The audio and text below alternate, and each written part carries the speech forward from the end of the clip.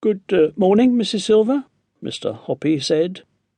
Alfie's looking well this morning. Isn't he gorgeous? Mrs. Silver said, looking up and beaming at him. Absolutely gorgeous, Mr. Hoppy said, not meaning it. And now, as he looked down at Mrs. Silver's smiling face gazing up into his own, he thought for the 1000th time how pretty she was, how sweet and gentle and full of kindness, and his heart ached with love. I do so wish he would grow a little faster, Mrs. Silver was saying. Every spring when he wakes up from his winter sleep, I weigh him on the kitchen scales, and you know that in all the 11 years I've had him, he's not gained more than 3 ounces. That's almost nothing. What does he weigh now? Mr. Hoppy asked her. Just 13 ounces, Mrs. Silver answered. About as much as a grapefruit.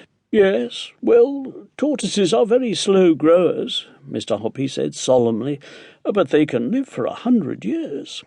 Oh, I know that, Mrs. Silver said, but I do so wish he would grow just a little bit bigger. He's such a tiny wee fellow. He seems just fine as he is, Mr. Hoppy said. No, he's not just fine, Mrs. Silver cried.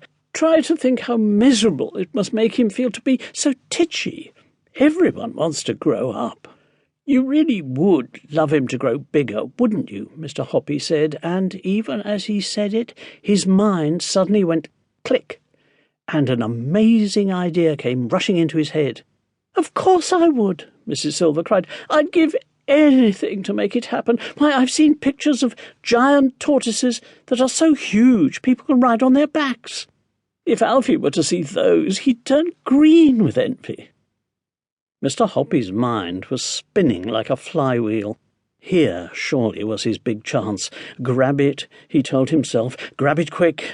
Mrs. Silver, he said, I do actually happen to know how to make tortoises grow faster, if that's really what you want.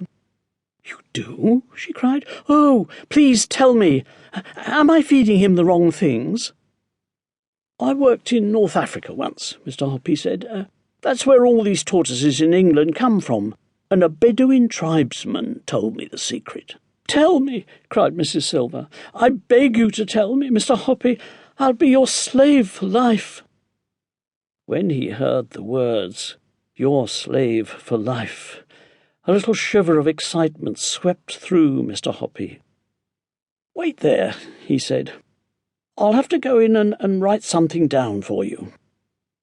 In a couple of minutes, Mr. Hoppy was back on the balcony with a sheet of paper in his hand. I'm going to lower it to you on a bit of string, he said, or it might blow away. Here it comes.